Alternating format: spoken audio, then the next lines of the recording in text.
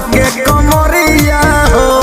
अरे हटतन की ना ए रानी सद नहीं देत बड़ो जरिया हो, तनी छुए द हमके कमरिया हो। बोला बोला ये करे जहां मसन कलबा भेजा या पिकअप ले जाने बेटा गेट पे होई, खाली गेट पे होई। अभी टूटल बा पलंग नहीं बेड पे होई, राजा राज के मिलन सोफा सेट पे होई। अभी टूटल बा पलंग नहीं बेड पे होई, राजा राज के मिलन सोफा सेट पे होई।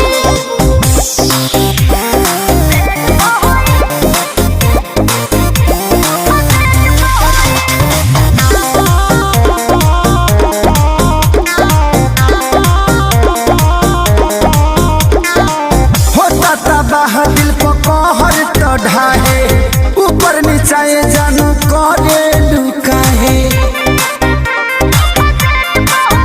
धीरे धीरे खुले सब चिट्ठा राजा, सहबर के फल होला मीठा राजा। जानू कर ढेर चूक हमरा लागल बाटे भूख अकेले कबले रे हर इंटरनेट पे होई, अरे नेट पे होई। अभी टूटल बा पलंग नहीं बेड पे होई, राजा राज के मिलन सोफा सेट पे होई।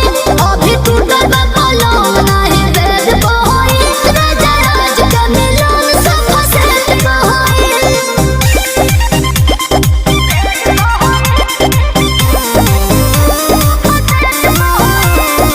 Music by Arya Sharma.